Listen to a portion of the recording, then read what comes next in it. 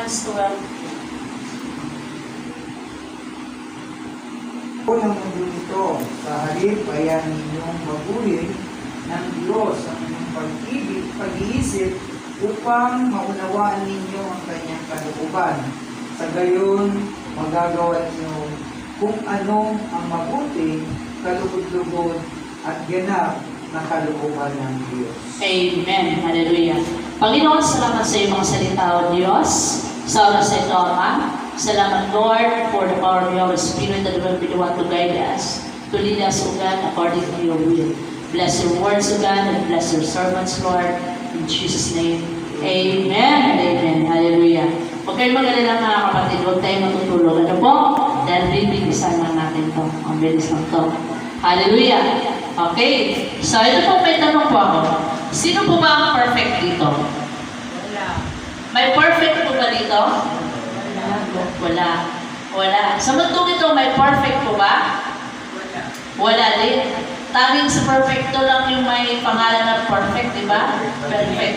Pag tinawag siya perfecto, perfect siya. Pangalan lang. Pero sa gawa, wala po perfecto. Bawat isa po sa atin ay nagkakasala. Di po ba? Sabi ito sa Biblia, kung babasahin po natin, for all have sinned and come short of the glory of God. Kaya hindi tayo pwedeng, wala tayong karapatan na manghusga. Bakit po? Tayo ay nagkasala din.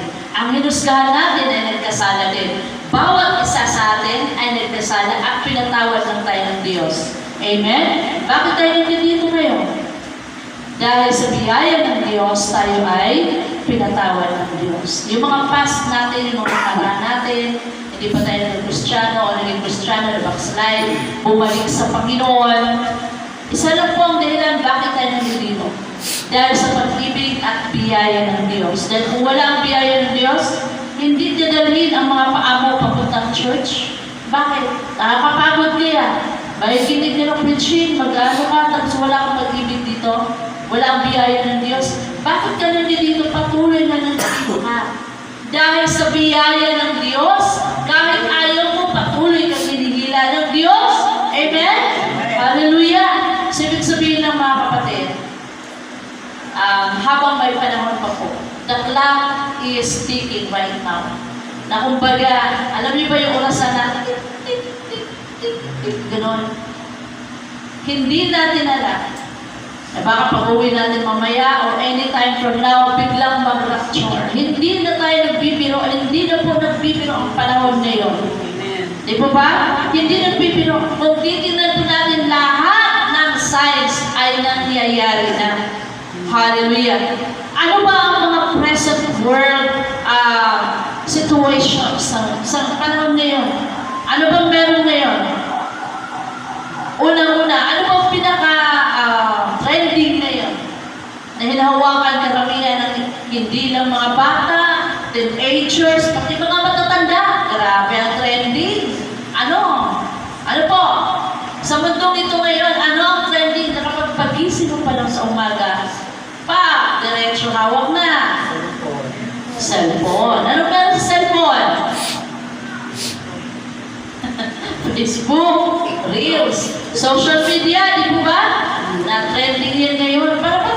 Parang hindi na nabubuhay yung tao pag wala ng social media. Pero ito mga kapatid, ang social media, meron din namang mga advantages and pwede kang makipag-communicate doon sa palalayong bansa na hindi ka nagagastos sa mahal.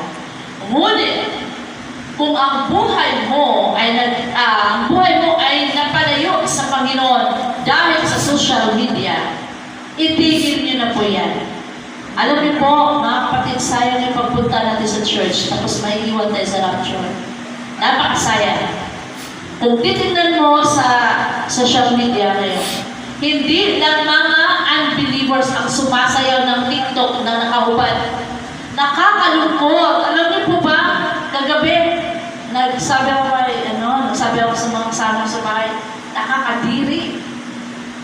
Dahil pati mga matatanda, nakapanty na lang, nagagano-gano, nagtitiktok.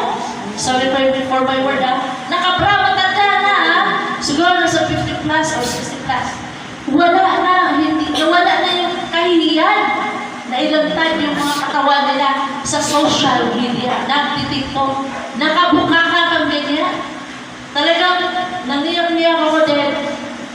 Ano ba yung pinagpagulan ng ating Panginoong Hesus na matay siya sa krus para sa atin? Tapos yun lang ang gagawin natin sa mga katawan natin. Di po ba? Ang pinakauna nating sinaktan ay hindi yung mga tao na nakapaligid sa atin. Hindi yung mga fans or followers, kundi ang Diyos. Bakit po? Kagaya ng awit ni nanay kanina, hiram sa Diyos. Ang buhay natin ay hiram lang sa Diyos. Ang mga Kristiyano ngayon, alam niyo po, na-deceive sila. Ang daming na-deceive. Bakit po? Pati mga Kristiyano, nag-tiktok na rin, ang short ay hanggang dito na lang, grabe, ang iksi. At ang mga t-shirt ay nagkita na yung puso. Mga kapatid, pwede mo mag-reels. Mag-reels ka ng salita ng Diyos. Amen? Mag-reels ka ng kabutihan ng Diyos. Huwag mong i-reels yung katawan mong inagtad mong nakahuban. Nakakahiya. Lalo na kapag malalaman ng iba, ito ay born again to ah. Bakit nagtitiktok ng gano'n? Nakashare ng iksi-iksi? Ang pinapahiya natin ay ang Diyos. Amen. Pinapahiya natin ang Diyos, hindi ang sarili natin, kundi ang Diyos. Kung ikaw proud ka.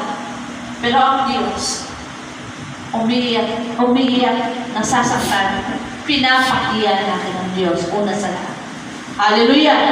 Kaya kung tayo ay mahal natin ang Diyos, kung meron tayong konsensya na tinatawag, kung meron pa yung Holy Spirit na nag-remind sa atin, makikinig po tayo.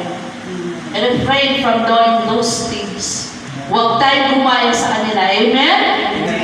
Kaya sinabi ni Pastor kanina, hindi na sa ngayon, hindi na tinitingnan yung dami ng church dahil kung pupunta ka sa iba't ibang churches, ang dami nalalagas, kukunti na lang. Bakit? We are now at the last days. End times, kumbaga, ang nilo ay nag-tik-tik-tik-tik-tik. He's ever at the door. Nasa pintuan ng Diyos. Isang na lang. Didelay na lang ng Panginoon para marami pang maliligtas. Naghihintay siya marami pang bumalik sa Kanya. Pero kung titingnan mo ngayon sa social media palala ang sitwasyon. Di po ba? Amen. Palala na.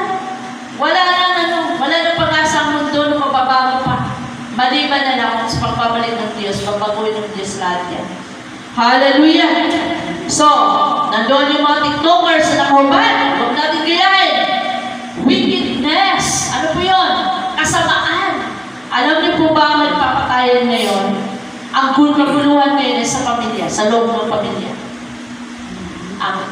Tatay versus anak. Nanay versus anak.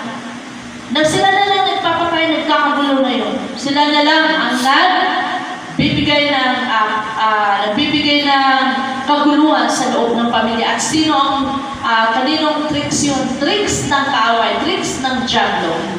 Hallelujah! Kaya huwag po tayong pumaya na mangyayari yan sa ating mga pamilya. Amen? Ano ang pinagkakain natin? Always pray. Ang sabi ng Biblia, pray without ceasing. Huwag kang tumigil sa panalangin. Amen? Hallelujah! Next, bibilisan ko lang para hindi tayo matutulog. Ano po? Poverty. Ano po yun? Kahirapan. Sino po bang hindi nahihirapan ngayon? Meron po ba? Mayaman man, mahirap. Akala natin yung mga mahirapan hindi nahihirapan. Nahihirapan din yan. Ang dami nang nag-suicide sa mga mayayaman eh. Dahil ang dami nilang utang sa bangko na bilyones. Bilyones. Tayo, hindi umabot ng gano'n yung mga utang natin, no? Siguro ang problema sa mga mahihirap, no? Mga middle-aged mo kayo sa atin, mga karamihan sa pagkain, mga gano'n, di ba ba? Lahat na yun nahihirapan. Kung titignan mo, mga kapatid, titignan natin mga kapatid, hindi lang sa kahirapan, nag-charge collected doon yung kalabidad. Anong nangyayari sa Bicol? Sa Bicol, mayaman man, mahirap, affected na.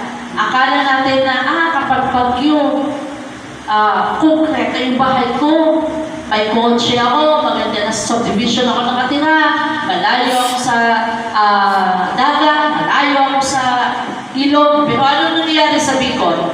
Pumasok ang mga tubig, ang baha, sa loob ng subdivisions. Anong nangyayari sa mga sasakyan ng mga hulugan pa? Hindi pa daw bayad. Naanon, hindi na. Yung iba nalipid. Yung mga bahay na mga magaganda, magkakapatid pa yun, napanood ko sa Facebook Ilan sila magkakapatid? Ilang taon sila, ilang dekada sila sa abroad, pinupundar nila yun. Sa isang iglap lang, wala pa isang oras, nailibig sa buhangin. Ganun kabilis. Kaya nga ang Biblia nagsasabi, huwag tayo mag-iimpok ng kayamanan sa mundong ito. Saan tayo mag-iimpok?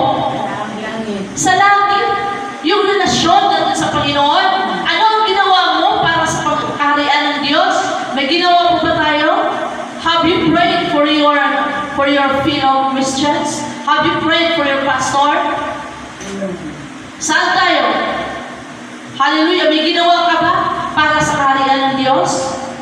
Kaya yun ang mga iniimpok natin para sa kaharian ng Diyos, para sa Panginoon. Alam niyo mga kapatid, hindi tinitingnan ng Diyos yung attendance. Totoo yan. Hindi niya tinitingnan. Pero ang attendance kasi, kapag ikaw ay may pag-ibig sa Diyos, may pagmamahal sa Diyos, kusa na lang sumusunod yan. Ibig sabihin, hindi ka papayag, hindi ka pupunta ng church. Bakit? Hindi kompleto yung araw mo kung hindi ka nakapag-church. Di ba ba? Naramdaman nyo? Hindi kompleto ang linggo natin kung wala tayong church. Di ba ba? Kung hindi tayo nakapag-church. Hallelujah! May panahon ka pupunta ng malls. May panahon ka sa works. Ako, 7 times a day, 7 times a week. May panahon kang kumain, may panahon kang bumala, kung ano-ano pa man. Tapos wala kang panahon sa Diyos. Kapatid, sabihin ko sa inyo mga kapatid, ang pinaka-importante ngayon, hindi yung mga alahas na suot natin, hindi yung kasuotan na suot natin, hindi yung mga ipinundar natin, hindi yung ating mga relatives, hindi yung pamilya natin. Ano importante ngayon? Ano importante na ngayon? Ang relasyon natin sa Panginoon. Dahil sa pagharap ng Panginoon, sa Panginoon, kanya-kanya tayo individual tayo harap sa Panginoon. Amen? Yung anak natin, hindi yan pwedeng mag-push natin na, Panginoon, iligtas yung tatay ko kasi Kristiyano ako. No! Ikaw din na nanay, Lord, pupunta ako sa langit kasama ko, dadin ko yung anak ko. Iligtas mo ito? Hindi. Bawat isa sa atin ay haharap sa Diyos individually. Kanya-kanyang harap sa Diyos. Amen? Hindi makakapagligtas sa atin yung pamilya natin. Even our pastor, hindi tayo matutulungan. Natutulungan tayo ng pastor natin sa pag-feed spiritually, pero yung kaligtasan natin, ikaw ang mananabot dyan. Ikaw ang harap sa Panginoon. Amen? Hallelujah! So ito mga kapatid, no? Hindi na nagpipila ang panahon. Pumunta ka ng Batangas, akala ko Batangas ay hindi binabaha. Bulkan na lang ng taan meron doon.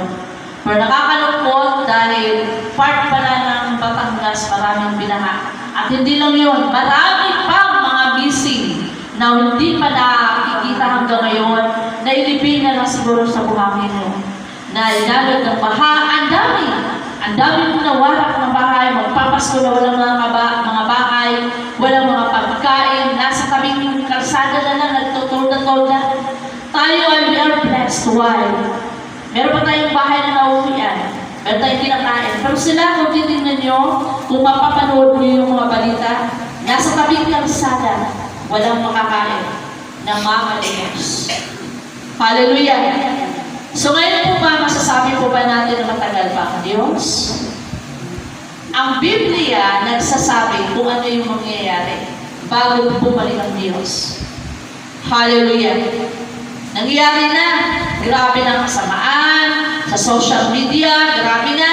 Pati mga Kristiyano, mga lingkod ng Diyos, lahat na-receive na yun. Dahil akala nyo, mga Kristiyano lang din, may mga lingkod din ng Diyos na nagtitiktok na. Nagtitiktok na, tsaka meron din mga worship leaders na pinakita doon, na talagang nag-worship leaders sila, pero talagang kitang-kita yung hita, kitang-kita yung dibdib. Pinapahiyan natin ng Diyos. Diyos. We are not bringing the people to the Lord. Kundi we are bringing them to Him. Dinala natin sila hindi sa Panginoon doon sa kabilang kapahamakan. Hallelujah! So, hallelujah, mas okay pa nga yung balot na balot ka eh. Na humarap sa balot na balot ka na nandito ka, nakapantalon ka o nakapalda or ano, basta balot na balot ka, huwag lang yung skin ang makikita. Kesa tatayo ka na kita lahat, naka-mini-sport, talagang kahilingan, kapastusan at talagang iniinsulto natin ang gawa ng Diyos. Amen? Hallelujah! Ito pa mga kapatid, maraming na-receive dito. Satanic celebrations. Kahapon, sino ang nagluluto, naghahanda para sa mga patay? Sige nga, aminin nga. Aminin nga, sino ang nagbibiko? Wala. Ako din naman. Maraming na-receive. Ano po? Yung iba, naghahanda. Pagkain, biko, bibingka, mga ulam, dinala sa sementeryo, inalay sa mga patay. Alam niyo po, hindi na ang mga patay makakain yan. Patay na sila. Once patay na, wala nang pakiramdam yung katawan natin. Abo na yan eh. Bumalik na sa abo, wala nang pakiramdam. Sino kakain nun? Mga daga, ang nagnanakaw ng mga pagkain sa sementeryo, yung mga walang ulam. Alam niyo, kung pinanood kami ng video ng isang mga kabataan na ninakaw yung mga pagkain sa punto ng sementeryo. Pinagtitripan nila, ang dami. Dali-dali nila, sako pa talaga. Kaya maging aware kayo, baka binibenta na yan sa mga tindahan. Ayun, talagang hinahakot nila mga pagkain. Meron pa mga lechon manok, pagamihan, yung mga nakapak pa talaga. Ninanakaw. Kasi bakit? Wala nang bantay sa sementeryo eh. At hindi naman nakakain ng patay. Kakainin lang ng mga daga, aso yun. Hallelujah. Ay, huwag po tayo magpapanisip. Yung trick and yung mga kabataan na nilagyan pa ng mga costume, tapos nagbibigay ng mga candies. Once you get that candies, you are a partaker of that celebration.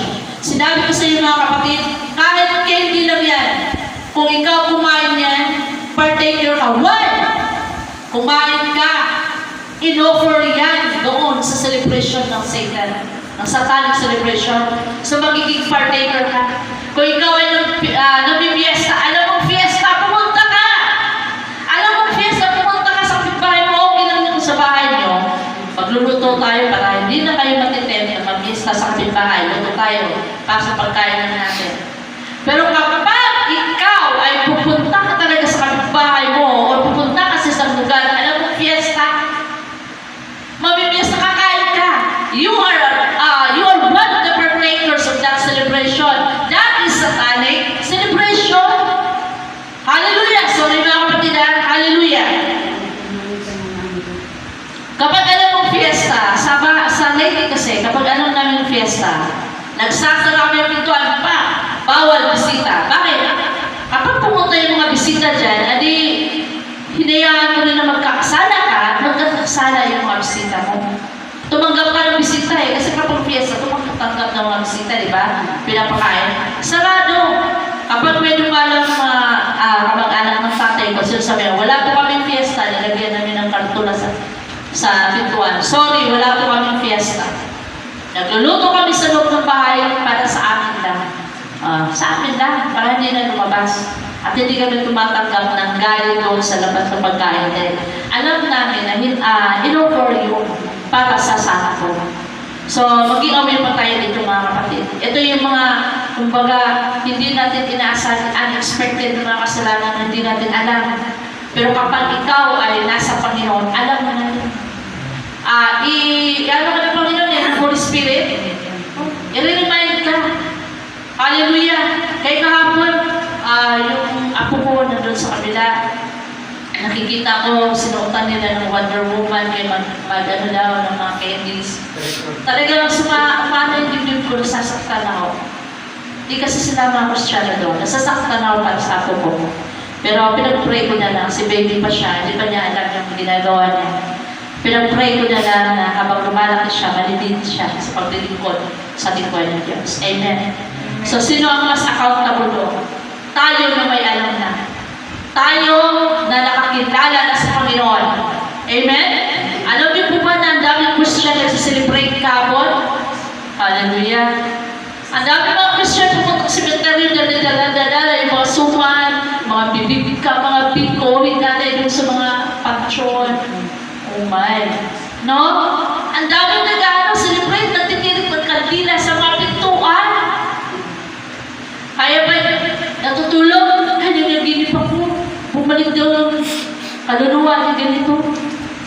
This is the work, that is the work of the devil. Hallelujah! So, iyan po iiwasan natin mag-i-aware pa tayo. Alam niyo po, itong panahon na to, nag-triple time ang Diablo. Hindi natin alam, nag-triple time siya para ma-deceive tayo. Dahil sobrang kahirapan, ang daming kalamidad, kung ano-ano ini-check, mga superstitious beliefs, magpapatawas kapag ikaw ay nagkasakit. Ipatawas mo na yan, baka namin na yan, baka kinulam na yan. Yung iba yung isang punta sa tamang doktor, luluhod para pagaling ng Diyos, doon sa tawas, pumunta sa mga pugwang doktor. Maging aware tayo, amen? Whether we die or live, what's important is we belong to the Lord. Amen? Ako, marami akong maintenance. Sabi ko, Lord, ano't ano man ang mangyayari sa akin, Lord, alam ko that I belong to you. Amen? Ang dami ko mga past ng mga kasalanan, hindi man ako perfecto, ang dami ko mga pagkakamali, mga weaknesses. But I know, Lord, in my heart, I know that I belong to you. Amen? Ang importante kasi mga kapatid, alam natin kung saan tayo belong. If we belong to the Lord, alam natin yan eh. But if you belong to the world, alam mo rin yan. Hindi mo pwedeng sabihin na, hindi ko alam. Bakit? Kapag ikaw ay Kristiyano na, you have the knowledge and wisdom that the Holy Spirit has given to you. To, identify, ito ba ay para sa kalooban ng Diyos? Ito ba ay maluluwalhati ba ang Diyos? I-remind ka eh. Ito ang nakakatakot mga kapatid. Kapag wala na yung Holy Spirit sa'yo, wala na mag-remind sa'yo, kanino ka na belong? Dahil kapag ikaw ay Kristiyano at belong ka sa Panginoon, magtataka ka, pinapalo ka na ng Diyos. Amen? Nire-remind ka na ng Diyos, kinakalapit ka na, kaya minsan, ayaw ka na magsimba. Imbes na nagsisimba ako ng sunod-sunod, nagkakasakit pa tuloy ako. Then there's something wrong. Amen? Mahal ka ng Diyos. Sabi ng Panginoon sa Revelations, no? Sabi ng Panginoon, for as many as I love, I rebuke and chasten the zealous, therefore, and repent. Ibig sabihin, kapag kinalapit tayo ng Diyos, mahal tayo ng Diyos. Amen? Kapag hindi ka na kinalapit ng Diyos at gumawa ka ng kasalanan, alam mo kasalanan, hindi ka na kinakalapit ng Diyos. Delikado yan. Wala na yung Holy Spirit, umalis na sa'yo. At kapag wala na yung Holy Spirit ng Diyos na magre-remind sa'yo, wala na. Endgame na. Hallelujah. So ito po mga kapatid, how to be transformed. Paano ba natin papaguhin ang ating pag-iisip? Alam niyo ba, si Paul is calling Christians to be transformed. Nananawagan ang lingkod ng Diyos, ang disipulo ng Diyos, na ang mga Kristiyano ay dapat na babaguhin ang kanilang pag-iisip. Basahin po ulit natin yung binasa kanina ni Pastor Romans 12:1. Hallelujah. Malapit na ito, mabisis na ito mga kapatid. Romans 12:1. Hallelujah. Kaya nga mga kapatid, 1 na ito, Pastor. alang-alang sa masaganang habag ng Diyos sa atin, ako'y nakikiusap sa inyo na ialay ninyo ang iyong sarili bilang handog na buhay, banal at kalugod-lugod sa Diyos. Ito ang karapat-dapat na pagsamba ninyo sa Diyos. Amen. Ito, huwag kayong makiayon sa takbo ng mundo ito. Sa halip, hayaan ninyong baguhin ng Diyos ang inyong pag-iisip upang maunawaan ninyo ang kanyang kalooban. Sa gayon, magagawa ninyo kung ano ang mabuti, kalugod-lugod at ganap na kalooban ng Diyos. Amen. Thank you po, Pastor. Hallelujah! Ano daw po ang dapat na pagsamba sa Diyos? Ano ba yung sinabi ng Biblia? Ano yung dapat na pagsamba sa Diyos? Iaalay natin ang ating mga sarili bilang isang handog na buhay, living sacrifice. Na ibig sabihin, hindi ka pa nagsasalita, pero nagiging blessing ka na sa iba.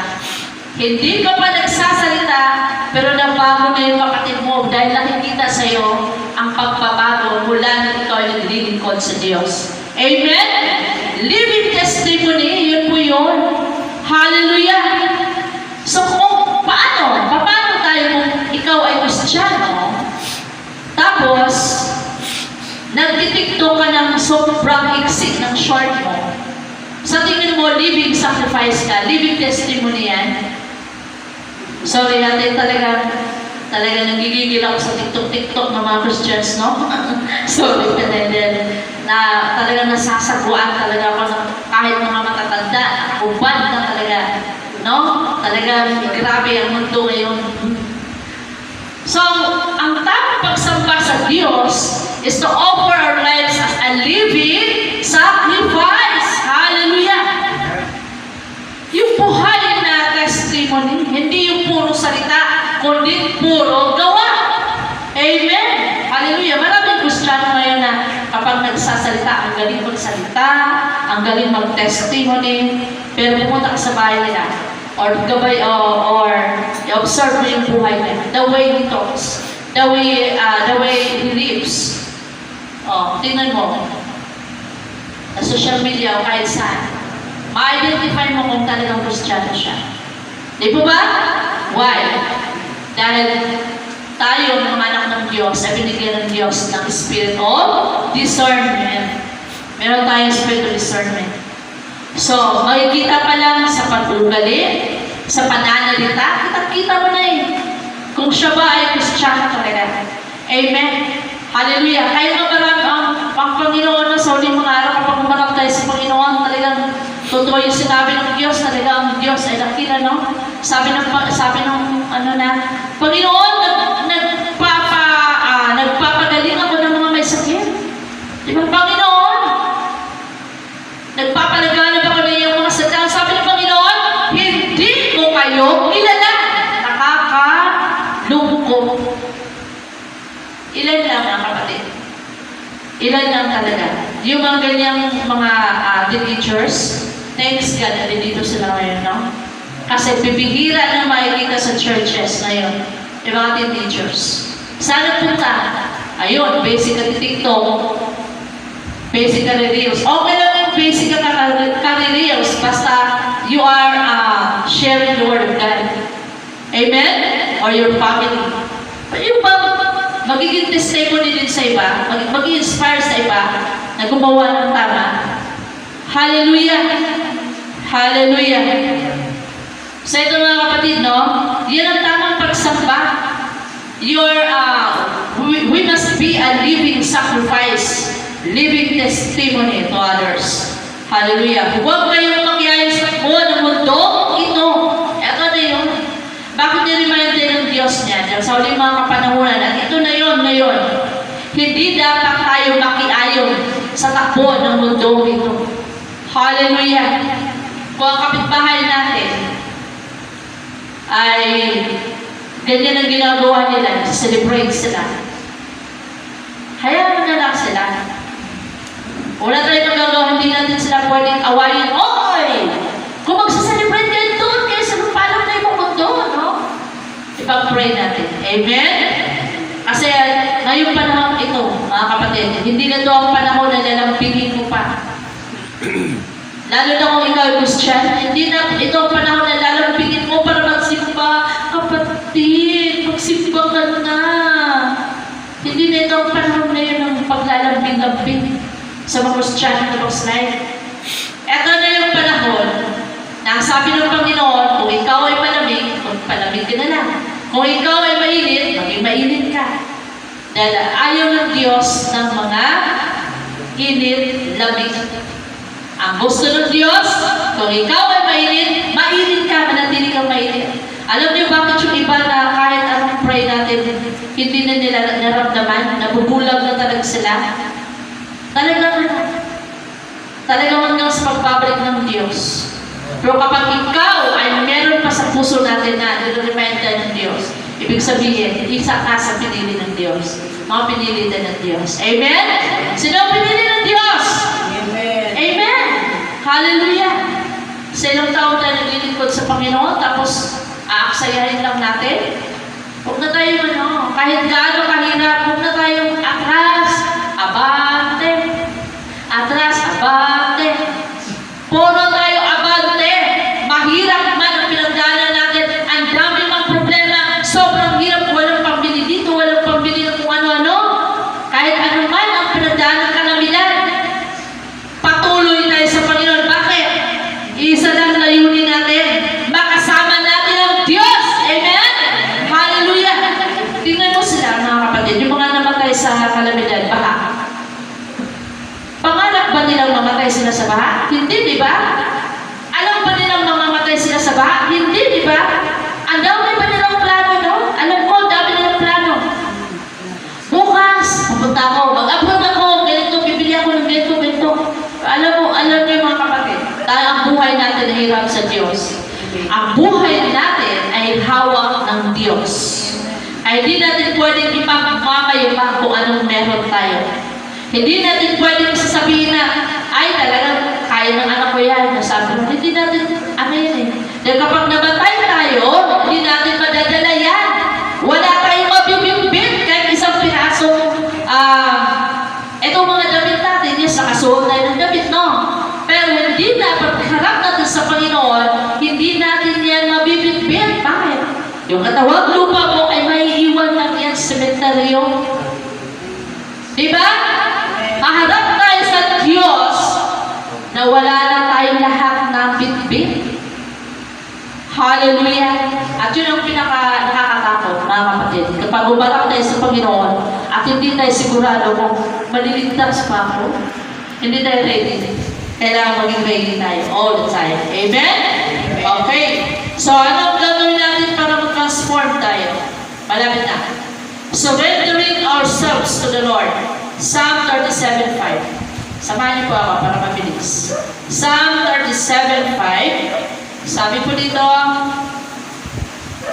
Hallelujah. Psalms 37:5. Ang iyong sarili sa Kanya italaga. Tutulungang ganap kapag ika'y nagtiwala. Amen. Ang iyong sarili sa Kanya italaga. Tutulungang ganap kapag ika'y nagtiwala. Sa Diyos lamang natin isurrender yung buhay natin. Amen? Yung sarili natin sa Diyos lamang. Amen? Now ngayon, kapag nagsuot ka ng mga may kahit na ano lang yan, kahit na headband lang yan na may sungay, kanino ka surrender? Kay Satan, di po ba? Sa Diyos lamang tayo surrender. Lord, I surrender my life to you. Amen? Hallelujah! Kapag ikaw surrender sa Panginoon, lahat ng tricks ng kaway, iniwasan na natin. Amen? Hallelujah!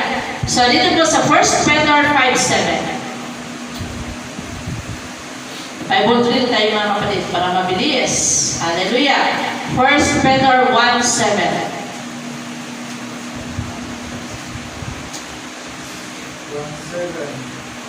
Ang ginto bagamat nasisira ay pinararaan 5:7. 5:7 ba? Apo. 5:7. Pagkatiwala ninyo sa kanyang inyong mga alalahanin sa buhay, sapagkat siya ang nagmamalasakit sa inyo. Amen. Pagkatiwala ninyo sa kanya inyong mga alalahanin sa buhay, sapagkat siya ay nagmamalasakit sa inyo. Amen. Alam niyo mga kapatid, itong these times, no, itong huli mga kapanahonan, kahit pa kamag-anak natin, kahit pa kapamilya natin, hindi tayo lubos ng mga pagkakatiwalaan. Bakit? Dahil ang job ko ay kumikilos na sa pamilya. So, kanino tayo lubos na magtitiwala? Sa Diyos. Alam niyo po ba yung galing Dubai? Galing Dubai naman, Antia. Yung kanyang anak, pinagkatiwalaan niya ng every monthly, pinapadala niya sahod niya doon. At sabi niya, mag-retire na ako. Kasi 5 years yan na nagpapadala sa anak niya, pinapaipon niya sa bangko yung kanyang pera. Pag-uwi ko, maganda na yung bahay namin, ganyan siya. Tapos malaki na ang siguro, umabot na ng 4 million. Yung ipon daw sa bangko niya. May dala pa siyang pera. Alam niyo kung nangyari, pag-uwi niya, kinanap niya yung passport. Zero. Close na ang bangko. Walang laman ng pera. At alam mo nangyari, pinatay pa siya ng bayaw. Pinatay pa siya ng asawa ng kanyang anak. Dahil nahuli na at may dala silang pera. Ganun katindi. Pinuntis, ha? Pinuntis. Pagpuntis, pinanganak, pinalagaan, di pa kahit lamok, ayaw pa nabuhan, di ba? Ganyan tayo mga nanay, pinapaaral. Nag-abroad ang nanay, ilang dekada para mapaaral yung anak. Pag-uwi, pinatay pa siya, ang sarili na. Nakakalungkot, di ba? Kaya kanino tayo dapat lubos na magtitiwala sa ngayon, nowadays? Sa Diyos, bakit? Siya lang ang totoong nagmamalasakit sa atin. Amen? Kung minsan kapag nangingin ka sa anak mo, magmumur-mur pa yung anak mo, ano ba yan? Hindi ko naman kayo responsibilidad. Ganyan na yung mga bata ngayon, no? Salamat sa mga anak namin na walang ganyan, no? Tulad be all the glory. Pero kapag yung mga anak natin nagmumur-mur na kapag bumili ka ng, Nak, may 20 pesos ka ba? Huwag ka naman bumili ulit. Ano ba yan? Lagi ka naman nangingi. Nagmumurmur na. Hallelujah. Alam niyo mga kapatid, lahat ng alalahanin natin, lahat ng needs natin, sa Diyos tayo humingi, sa Diyos tayo magtitiwala. Dahil siya lang ang totoong nagmamalasakit sa atin. Amen? Hallelujah. Kung minsan na kapag ang asawa mo ay hindi Christian, ganun din gagawin sa'yo, di ba? Ang dami mga asawa ngayon ang pumatay, asawa din. First is dead. Okay, basahin mo natin James 2:7.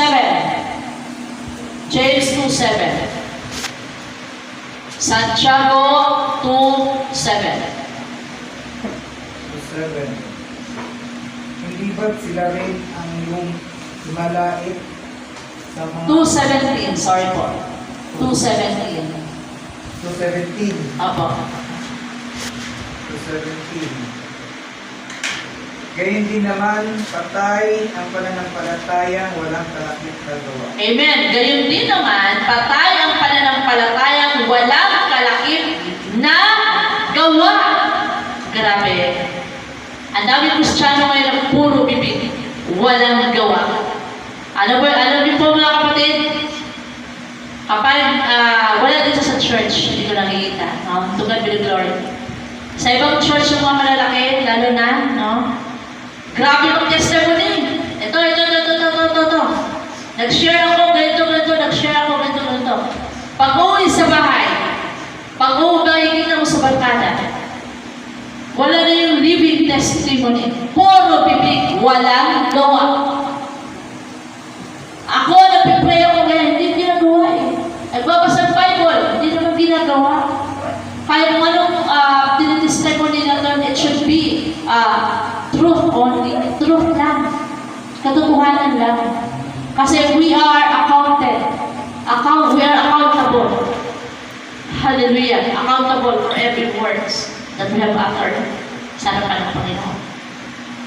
So ito mga kapatid, ito ingatan din po natin, no? Yung nag-testimony ako, malakas. Ang Diablo kasi nakikinig din niya na testimony. Talaga ba? Malakas ka? Sige nga mamaya, pipilayan mo yung tuhod mo, magkakaroon ka na rayuma. Pag nagkarayuma ka na, sisisikin ng Diyos. We must be careful with our testimonies. Nabasa ko yan sa isang book. Dahil kung ano yung testimony mo, susubukin ka na ng Diablo. Nakikinig ang Diablo. Akala niya sa church, walang nakakapasok ng mga Diablo spirit. Hindi natin alam kung sino mga nakaupo dyan. Kaya nga, importante talaga na ilihan sa mga apuan natin. I-declare natin, itong mga apuan na to, ang mga nakaupo ay mga angels. Hallelujah! Hindi po ba napansin kanina habang nag-praise and worship tayo, nagpupuri tayo, parang punong-puno yung church na nagpupuri sa Panginoon. Amen? Napansin mo? Yung parang ang dami natin, di po ba? Oh. Kasi, mga kapatid, ang hindi natin nakikita, pero pinapadala kung minsan, pinapadala ng Diyos, ang mga angels, umaawit kasama natin, nagpupuri sa Diyos. Amen? Hallelujah! Palakpakan natin ang Diyos! Hallelujah! Kaya salamat sa Panginoon. Salamat po. Sabi ko, Lord, napifeel ko, Panginoon, kasama ka namin. Amen? Kasama namin ang iyong mga angels sa umaawit ng pagpuri sa iyo. Nakaka-touch, di po ba? Hallelujah! Ito, maliit lang na church, no? Pero hindi sinusukat ng Diyos kung ano gano'ng madami o gano'ng malaki ang church. Ano ang tinitingnan ng Diyos? Yung mga heart natin. Yung mga buhay natin, yung mga relasyon natin sa Panginoon, ayusin po natin. Amen? Pagod na tayo. Napapagod tayo sa problema, ang daming problema, ang daming pinagdaanan natin. Pagod tayo sa trabaho, ganun pa rin. Yumaman na tayo. Yumaman sa utang. Yumaman tayo sa Panginoon. Amen? Hallelujah! Pagod na pagod, Lord! I'm so tired. Pagod na ako, Lord. Ngunit ito lang mga kapatid. Magpapatuloy tayo. Dahil sabi ng Panginoon sa Mark 13:13, lagi kong sinasabi ito, ang magpapatuloy hanggang wakas, ang siya lang ang maliligtas. Amen? Sa 2 Peter 1:16, sabi ng Panginoon, be holy, for I am holy. For without holiness, no one can see the Lord. Amen? Kung walang kabanalan, hindi tayo makakakita sa Diyos. Hindi natin makakasama ang Diyos. Kaya importante po mga kapatid, kahit gaano karaming temptation sa mundo ito ngayon, take the faith. Hold your faith. Manatili tayo mananampalataya sa Panginoon. And let's do our faith. Hallelujah. Hindi tayo puro salita, puro action. Amen? Hallelujah. May pananampalataya tayo. Lord, alam ko, kaya mo ito, Lord, nabigay sa akin. Then do it through prayers. Kneel down and pray. Amen? Hallelujah. So, dito po mga kapatid, magpapatuloy tayo sa paglilingkod ng Diyos. Dahil ang magpapatuloy hanggang wakas, ang siya lang ang maliligtas. Tayo po natin magsitayo. Hallelujah. Panginoon, maraming salamat po sa iyong mga salita. Maraming salamat, Lord. Patuloy mo kami ni-remind ng Diyos na hindi mo kami sinukuan, Panginoon.